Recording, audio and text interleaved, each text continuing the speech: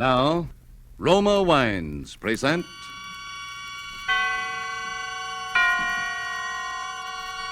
Suspense.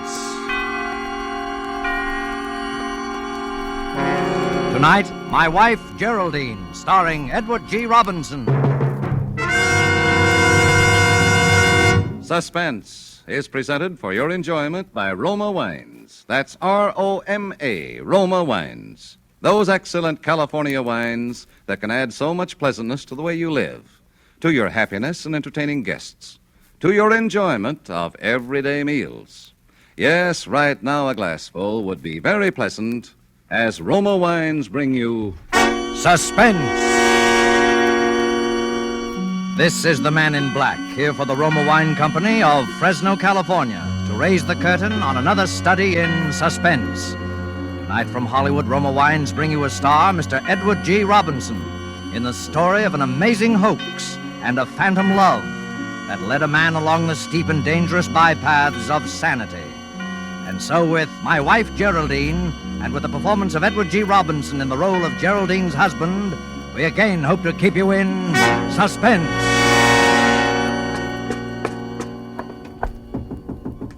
Mr. Graham.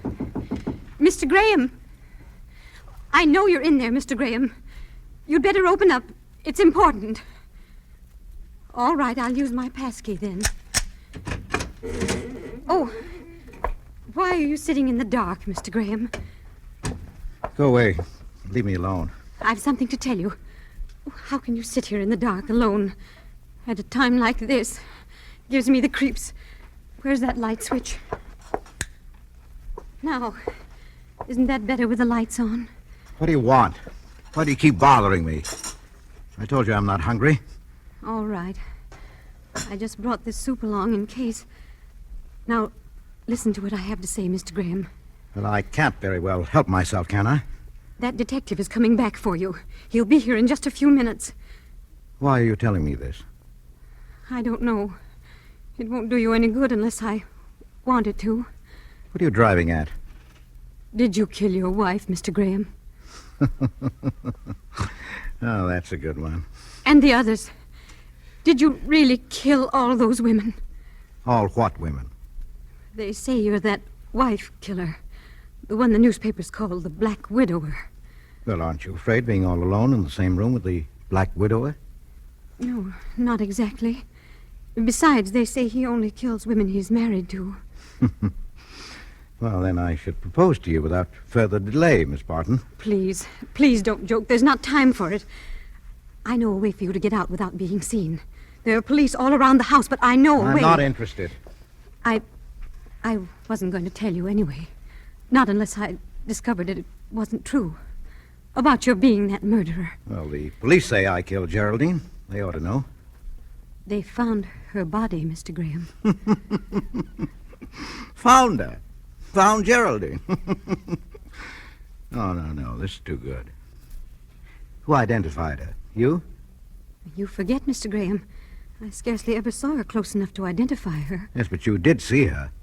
Well, after all, a person could hardly live in the same house for close on to 6 months without catching a glimpse of Geraldine. Yes, of course. Mr. Graham, you haven't much time. And what do you want, Miss Barton? A nice, juicy confession? Yes, that would be useful, wouldn't it? We'd never have to take in roomers again. You could charge admission to this house. And this is the room where the Black Widower confessed all to me. I couldn't help it, he said. It was a compulsion. I loved her, but I had to kill her. It was just like all the others. I'm sorry, Mr. Graham. I won't bother you again. If you need anything, well, I'll go. No, wait. I've hurt your feelings, haven't I? Sit down. It's better with you here. Really, it is. Just tell me one thing and I'll go, Mr. Graham.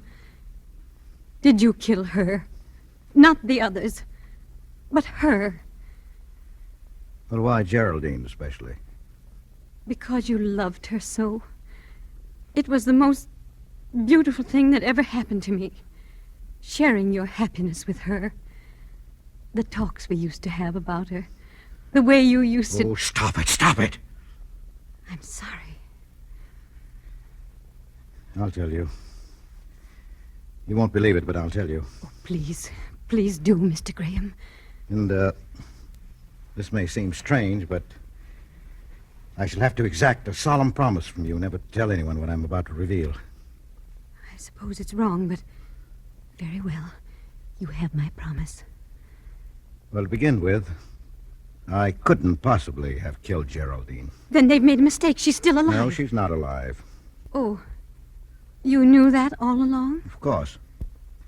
You see, my wife, Geraldine, never even existed.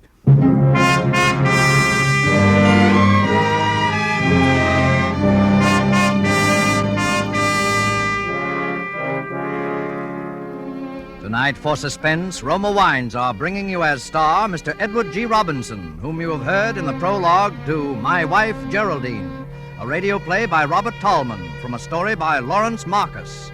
Tonight's tale of Suspense.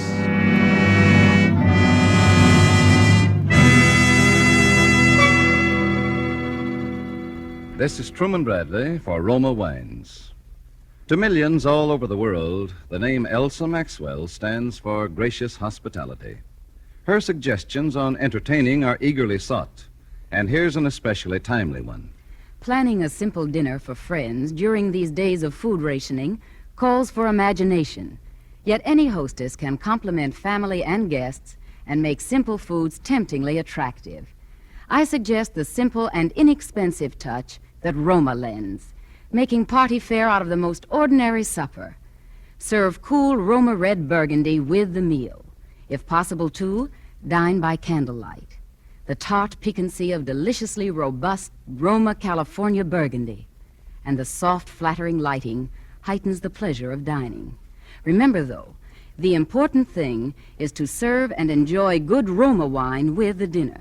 Dinner by candlelight with brilliant, distinctive Roma wine.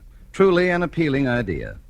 And as Miss Maxwell suggests, delicious Roma California Burgundy is the subtle note that tones up the occasion. Roma Burgundy, like all Roma wines, is of unvarying goodness. The goodness of selected grapes, picked at their best in California's choicest vineyards, then guided to flavor fullness by the ancient wine-making skill of Roma's famed wineries. Serve Roma wine regularly. It costs only pennies a glass. Remember, more Americans enjoy Roma than any other wine. R-O-M-A, Roma Wines. And now it is with pleasure that we bring back to our sound stage Edward G. Robinson in My Wife, Geraldine, a tale well calculated to keep you in suspense.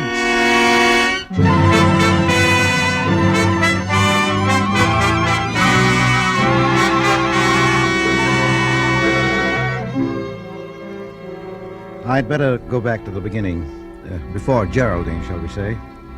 I was a bachelor, Miss Barton, what they call a confirmed bachelor. My mother was left a widow at the time of my life when most young men start going out with girls. She was an invalid. Well, you know how it is. It's an old story. In those days, Geraldine was only a sort of vague picture in my mind. She didn't have any name. She was only the girl that I hoped one day to marry. As the years passed by, the hope faded.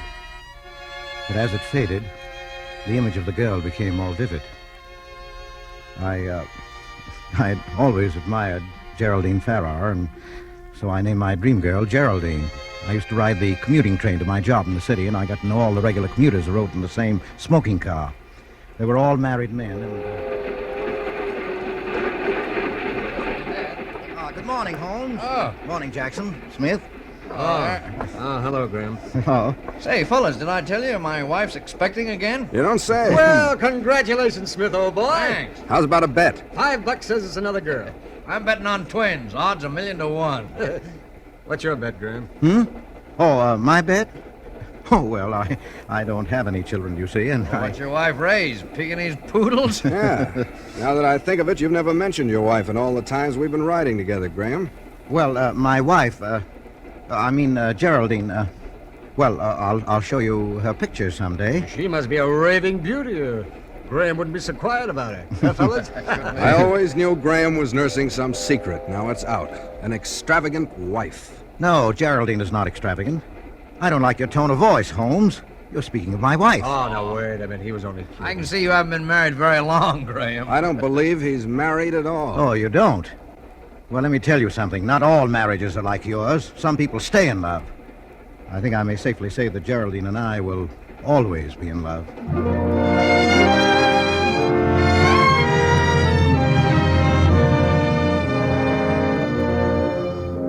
Well, that was how it started. When I thought about it afterwards, I was astonished at my behavior. I got as angry at the slighting remarks they had made about Geraldine as if Geraldine had been a real person and really my wife. Well, they all wanted to believe in Geraldine. And after my mother died, she became more and more real to me and more necessary. Come in. You sent for me, Mr. Potter? Yes, Graham. Have a chair. Cigar? Oh, thanks. Well, the cat's out of the bag. Congratulations. You're in for a promotion and a raise in pay. Well, thank you, Mr. Potter. Not at all. Glad to have another married man on our payroll. Oh.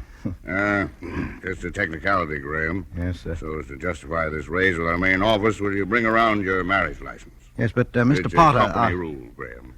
Got to do it. For all we know, you might be this black widower fella. The one that's married all those women on fake marriage licenses and then killed them for their cash and jewelry. Yes, sir. Some women will marry anybody. Even you, eh, Graham? Well, no offense, old man.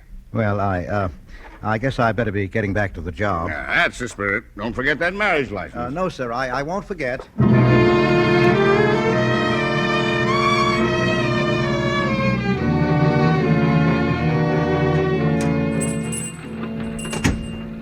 Yes, sir.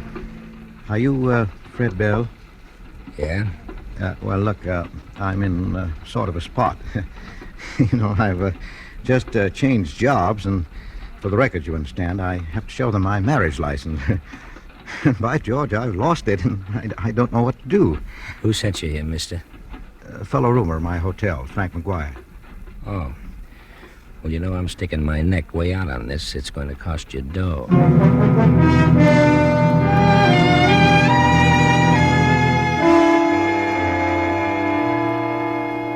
And now it became necessary for me to change my mode of life even more. I could scarcely go on living in bachelor quarters with Geraldine. And that brought me to you, Miss Barton, remember? Yes? I saw your advertisement in the Morning Herald. A furnished apartment. Oh, yes. Come in, won't you? Thank you. You better set your bag down on the hall here. No use lugging it upstairs till you've seen the place. Yes. That's a good idea. It's right up these stairs. Thank you.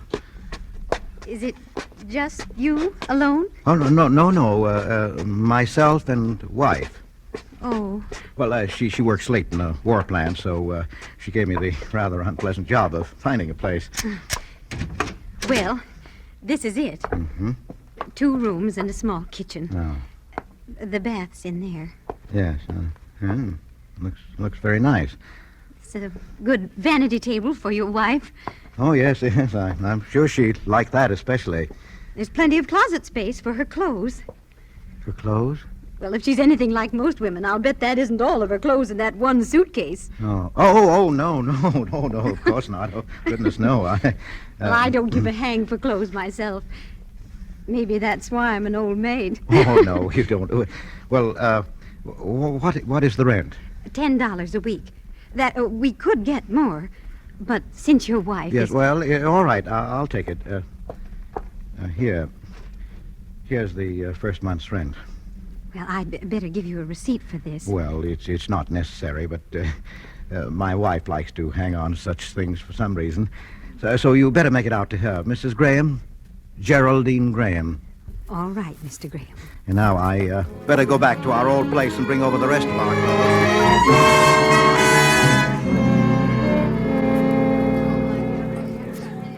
What size does your wife wear, Mr. Graham? Why, I don't know exactly. What size do you... Well, I wear 16. She'll probably be in to have them altered anyway. Now, here's a little model that just came in. Oh, no. That won't do at all. That's much too fussy for Geraldine. Well, perhaps it would help if you could describe her for me.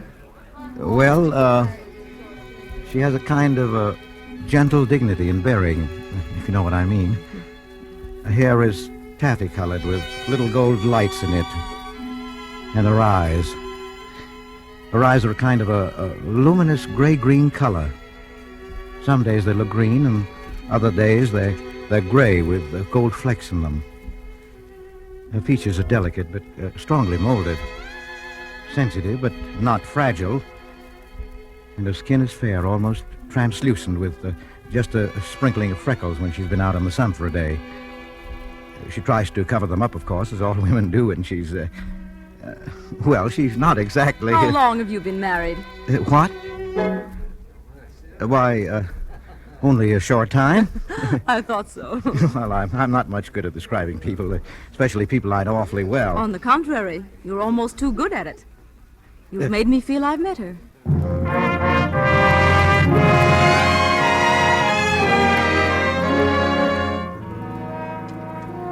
You see, she was becoming more and more definite all the time. Remember how you dropped in to see me, us, that day? Oh, come in, Miss Barton. I thought I could help you with your unpacking.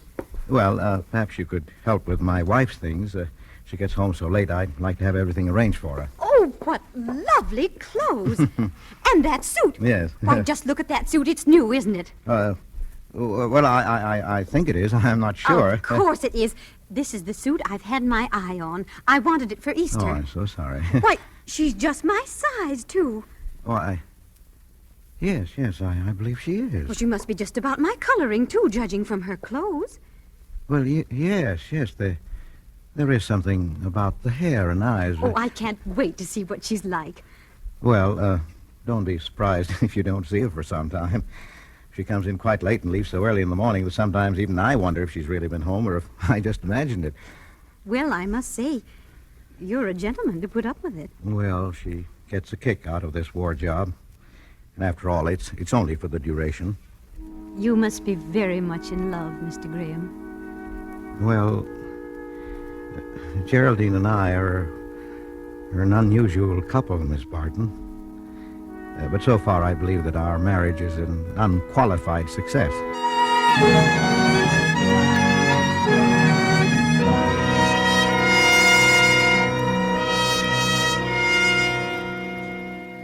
And so the legend of Geraldine grew.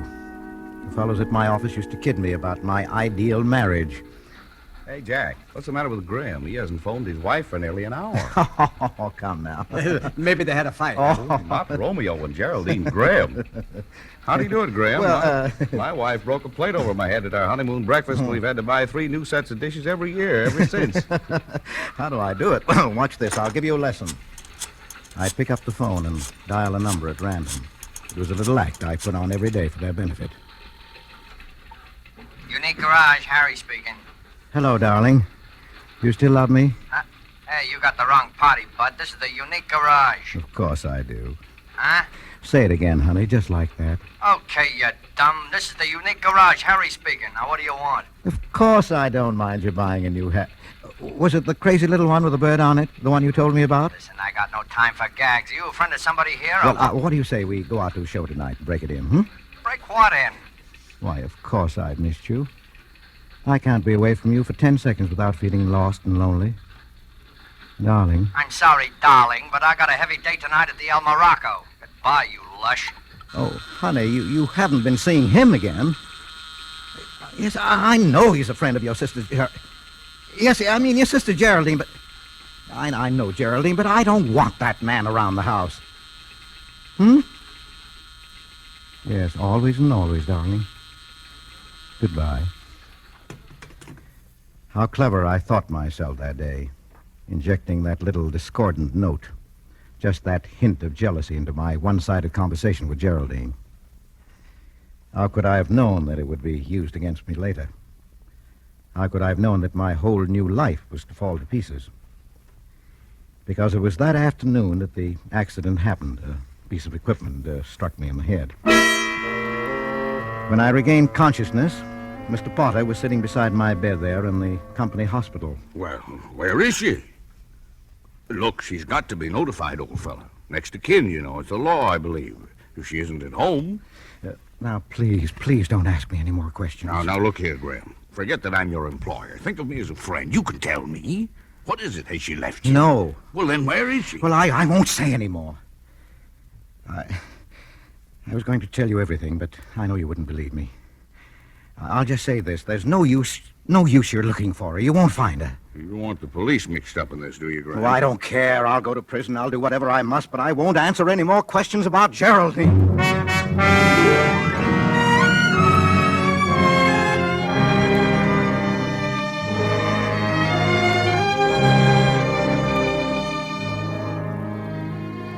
Well, you know the rest of the story, Miss Barton.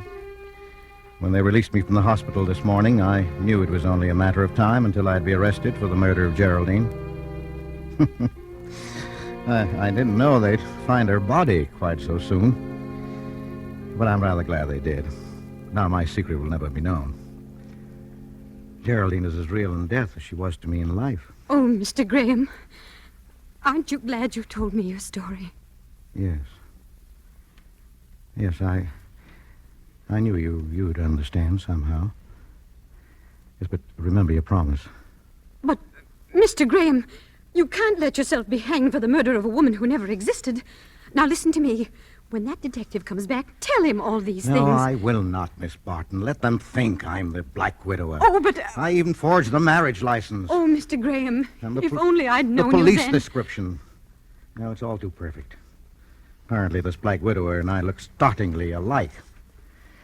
So you see, it's quite hopeless. Mr. Graham, that's the detective now. What are you going to do? Nothing. I'm tired. I'll be glad to get it over. I couldn't bear to tell them about Geraldine. I couldn't stand for people to read about her and me in the papers and go about making cruel jokes over us. I don't care about saving my own life at that cost. Oh, please. That's why I made you give me your solemn promise to keep our secret, Miss Barton. But before they come in, I'd just like to say, you've been wonderful. You, you know, you're rather like Geraldine. Mr. Graham, oh, George, my poor darling. All right, put the bracelets on him, Riley. Bring the woman along for questioning. Just a moment, officer. You're making a terrible mistake. Listen to me. He is not the Black Widower. We know that, lady. They picked that one up in Albany a couple of hours ago. You found the Black Widower. Oh, George. What's that? My goodness. But your friend, Mr. Graham here, has still got some explaining to do. Such as? Such as what happened to his wife. We've got a corpus delicti and everything, you know. Well, very well, officer. I guess Will you be quiet, George? Officer, can I believe the evidence of my own ears? Do you say there is some question regarding Mr. Graham's wife? That's right. His wife. Well, it seems to me that a lot of trouble could have been spared if you had asked me about it. What do you mean? Now, please, my dear. You promised. Please, you see, I am Geraldine Graham. Well, I don't want... Hey, listen, what's this? You're his wife. He has no other. Now, please, it's very kind of you, but it's no use. You see, officer, you won't believe me, but Geraldine never Officer, existed. my husband has had a very serious accident. He isn't quite right in the head yet, and you are not helping matters. Oh, Riley, get that phone, will you? Sure. Now then, let's get this straight once and for all. Riley speaking. What? Yeah? Hold everything. Huh? Hey, it's headquarters on the phone. They've identified the woman's corpus delicti. Her name is Oymansud Bovak. She fell off a tugboat. Well, why didn't they say so in the first place? Well, folks, it looks like we had a little misunderstanding all around. You know how it is. Well, take care of yourself, Mr. Graham. Goodbye, Mrs. G. I'm pleased to have made your acquaintance. Come on, Riley, come on. Let's get out of here. Miss Barton, Agnes, I don't really know... George, Yes? what was Geraldine like? I mean, what did she look like? Well, really, my dear, Geraldine? Well, she has a kind of a gentle dignity and a grace of bearing. Her hair is taffy-colored with little gold lights in it. And her eyes... Well, her eyes are a kind of luminous gray-green color. Her skin is fair, almost translucent, with just a sprinkling of freckles when she's been out in the sun for a day. She tries to cover them up, of course, as all women do, and... I always do. You know, George, I was just looking in the mirror here while you were... You know, my hair is taffy-colored, and the little gold lights in it. That was very observant of you, George. And my eyes... Would you really say gray-green? My goodness. My goodness, I do believe... Miss Agnes, do you suppose... That we could be married immediately? I rather think that can be arranged. And thank you for your nice proposal. My dear. Darling. Oh. George, what is Geraldine going to think of all this? She'll be furious.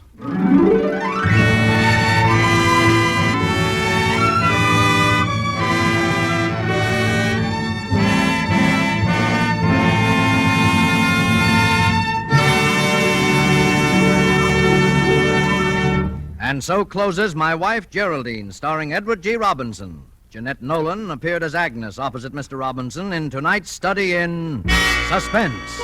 Suspense is produced, edited, and directed by William Spear.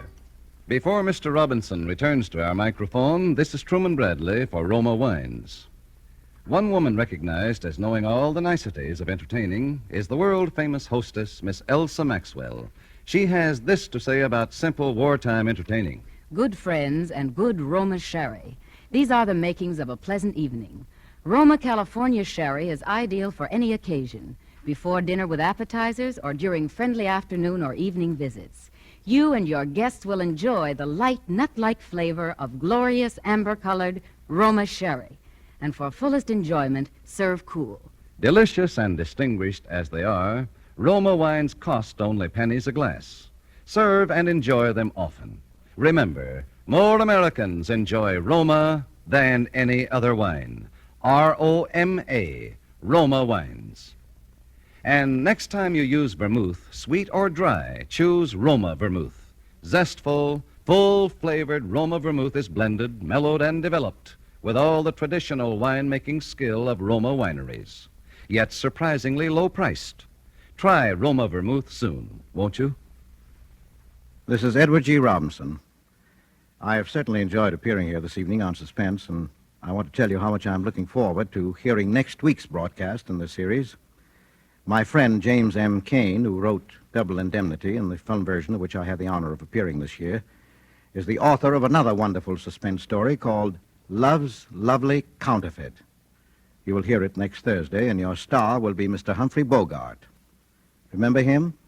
I used to knock him off every morning before breakfast. Well, that sounds like quite a show, and I know you won't want to miss it. Edward G. Robinson is currently starring in the international production The Woman in the Window. Next Thursday, same time, Mr. Humphrey Bogart will be your star of Suspense. Presented by Roma Wines, R-O-M-A, made in California for enjoyment throughout the world. This is CBS, the Columbia Broadcasting System.